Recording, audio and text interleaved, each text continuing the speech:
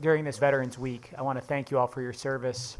I want to share just a brief anecdote. You know, my grandfather came from Greece, and he escaped war when Turkey and Greece were at war as a young kid. He came to our country. He started off in Astoria. He made it to Connecticut. He opened a business, met my grandmother, and my dad was born. And right after, when my dad was an infant, he was called up to fight in World War II.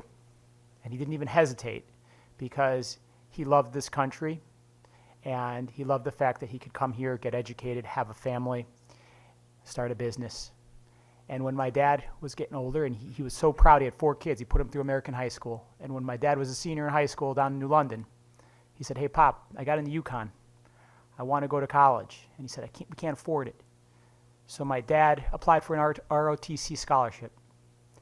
And he went to college, and then he served during the Vietnam era in Germany, and came back and spent 27 years in the Army Reserves, made it to the rank of lieutenant colonel.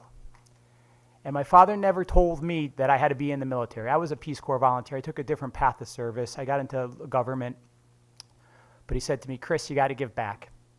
And he said, "You got to give back to those communities." And so I'm grateful. I've learned his lesson. They've told me their stories, my grandfather, my dad. And it's a story of unity. We're in some pretty divided times now. But through service, through patriotism, we're united. And so I thank you for your example, for your service. I ask you this week, if you're in schools, if you have family, young children, to tell your story of service. It's a great path forward for our country. It's a unified path forward for our country. So thank you for your service, and thank you for sharing your story and everything you can share with us today.